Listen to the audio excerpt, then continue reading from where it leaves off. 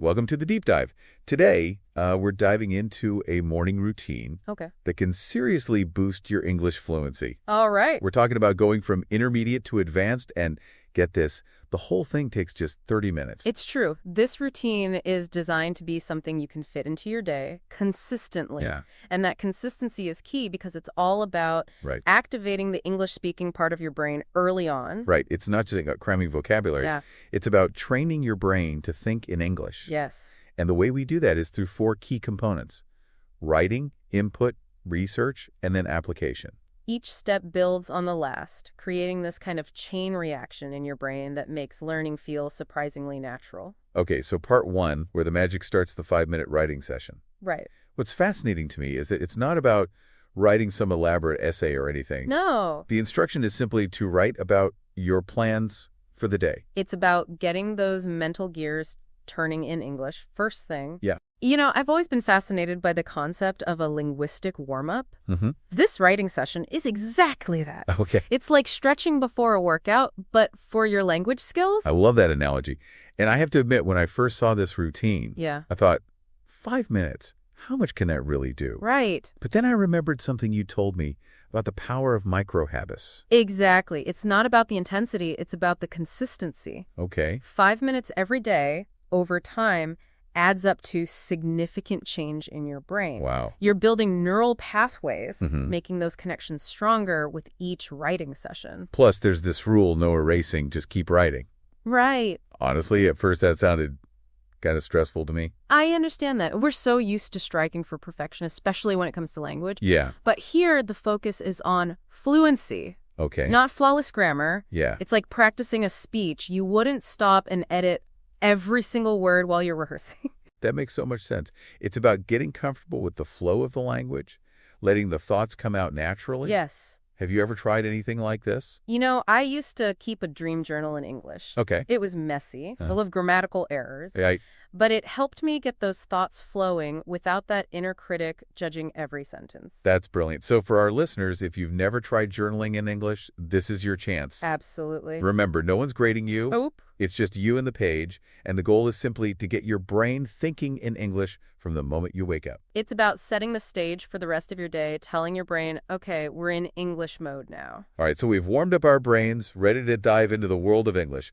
What's next in this fluency-boosting routine? Well, now that we've primed our brains for English, Okay, it's time to immerse ourselves in the language. okay, And that brings us to the next step, the 10-minute input session. okay, input session. Yes. This is where we start feeding our brain some authentic English content, right? Right. But here's what I found really interesting. Yeah. It's not about watching English lessons or grammar tutorials. Right. And that's what makes this so brilliant. Okay, The instruction is to choose a video on a topic you genuinely enjoy, right. something that makes you forget you're even studying English. That's such a key point because I think so many people get bogged down with textbooks and dry material. Yes. But here, we're talking about watching something that sparks your interest. Could be anything from cooking to sports, documentaries, technology, whatever gets you excited. Exactly. The goal is to make it so enjoyable Right. that your brain almost forgets it's working. Okay. And while you're watching, you're passively absorbing new vocabulary, sentence structures, even pronunciation pattern. You're basically tricking your brain into learning, which I love. So while you're watching this video, the task is to jot down 5 to 10 new words or phrases that catch your attention. Yeah, But it's not just about recognizing them, is it? absolutely not. And this is where we tap into the power of contextual learning. Mm-hmm. You're encountering these words and phrases in a real-life scenario, seeing how native speakers use them, understanding their nuances. Right. It's a far cry from memorizing a word list. It's like the difference between reading a dictionary definition and hearing someone use that word in a conversation. Right, exactly. Suddenly it clicks and you get a much deeper understanding. Precisely. You're not just learning the what, you're learning the how and the why of language use. Okay. And that's what sets the stage for true fluency. I'm already feeling more fluent just thinking about it. So we've got our 5 minutes of writing, then 10 minutes of watching an engaging video and jotting down new words and phrases. Right. This morning routine is shaping up to be pretty fun. What comes next? Now it's time to put on our detective hats and dig a little deeper. Okay. We're moving on to part 3, the 10-minute research session. Ooh, research session. I'm intrigued. Yes. What exactly are we investigating? This is where we take those new words and phrases we gather during the input session and really get to know them. Okay, It's about going beyond just the surface definition. so we're not just looking them up in the dictionary and calling it a day. Right, that's a good start. Okay. But we're going further. All right? We want to see these words and phrases in action, understand their nuances, Right. and how native speakers use them in different contexts. Okay, I'm starting to feel like a language detective here. Yeah. Where do we go to find these examples? There are so many resources available. Online dictionaries often provide example sentences. Yeah, You can also use corpora, which are these vast collections of texts and spoken language. corpora. Those sound a little intimidating. They might sound complex, Yeah. but they're actually incredibly user-friendly. There are websites designed specifically for language learners to explore corpora. Okay. You can type in a word or phrase, Right. and boom, you see tons of real-life examples of how it's used. That's amazing. Yeah. It's like having access to a library of real conversations and writing samples. Exactly. And what's fascinating here is that you start to notice patterns. Uh-huh. You see how certain words are often paired with others. You understand the subtle differences in meaning between synonyms. Like you're cracking the code of the language. But hold on. Yes. Earlier you said we're not creating our own sentences in this step. Right. Why is that? That's an important point. Okay. This research stage is all about absorbing, observing, and understanding how native speakers use the language. Right. It's about building that solid foundation before we start constructing our own sentences. So it's like we're learning from the masters first. Exactly. Before trying to paint our own masterpiece. I love that analogy. So- You're immersing yourself in the nuances of the language, getting a feel for its rhythm and flow. Okay, this is all starting to make a lot of sense. We're writing, watching, researching. Yes. What's the final piece of this fluency puzzle? Well, you know what they say, practice makes perfect. Uh-huh. And that brings us to the last and most crucial step in this routine, Okay. the 5-minute application session. Okay, application session. This is where we put it all together Right. and start using these new words and phrases ourselves, right? Exactly. It's time to take everything we've learned from the initial writing session to the in-depth research Yeah. and actively integrate it into our own language. So how do we do that? Well, remember that journal entry from the very beginning? Yes. Where we wrote about our plans for the day. Uh-huh. We're going to revisit that entry and give it a little makeover. A makeover. Haha, not quite. But it will involve some creative wordplay. Okay. The task is to rewrite that original journal entry, incorporating 3 to 5 of the new words and phrases we researched. Ooh, I see. So we're not just writing about our day. Right. We're using our new vocabulary to paint a more vivid and expressive picture. Exactly. It's about taking those words out for a spin, Uh-huh. seeing how they feel in our own writing, and making them a part of our active vocabulary. I remember reading somewhere that one of the best ways to remember something is to connect it to a personal experience. This feels like the perfect example of that. You're absolutely right. Yeah. When we use new language to express our own thoughts, experiences, and ideas, it becomes much more meaningful and memorable. So it's not just about understanding the definition of a word. Right. It's about feeling confident enough to actually use it. Precisely. Yeah. And this application step helps build that confidence. Okay. You're taking ownership of the language, making it yours. You know, this whole routine is really starting to click for me. I'm glad. It's like each step builds on the last, creating this powerful cycle of learning and application. Yeah. I'm curious, though. Yeah. Do you have any tips for making this application step even more effective? That's a great question. One thing I find helpful is to focus on using the words in a way that feels natural and relevant to my own life. Okay.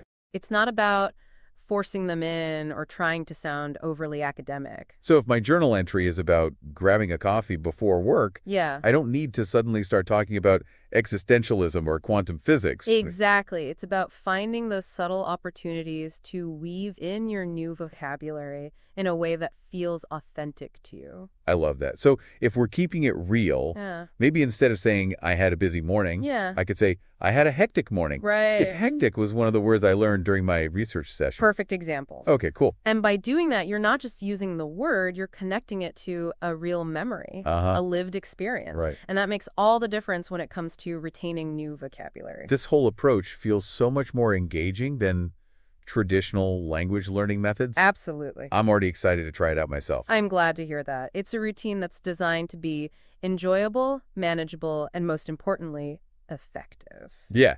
And speaking of effectiveness, Okay. I think it's time to shift gears and talk about the bigger picture. Okay, let's zoom out for a moment. Right.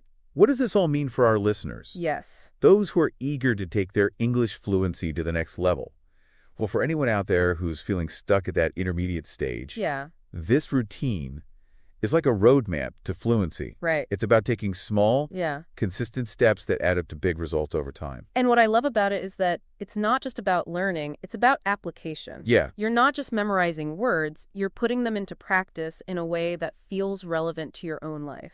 it's like the difference between reading about how to ride a bike and actually getting on one and pedaling. Yeah. You can study all the theory you want, but until you put it into action, Right. it's just knowledge floating around in your head. Exactly. This routine bridges that gap between knowing and knowing. Uh-huh. It helps you internalize the language and make it a part of who you are. You know, as we've been talking about this routine, I keep thinking back to a story from our source material. Oh. It was about a group of school children who were given a seemingly boring punishment, writing the same sentence over and over again. Oh, yeah. But they find a way to turn it into a fun, collaborative game. Yes. That story always makes me smile. Yeah, It's such a powerful reminder that even in the most mundane tasks, right. we can find joy and connection. Exactly. And it's so relevant to language learning. Right. Sometimes it can feel like a chore, Yeah. like we're just going through the motions. Right. But if we can find ways to make it playful, Yes. to inject a little bit of fun into the process,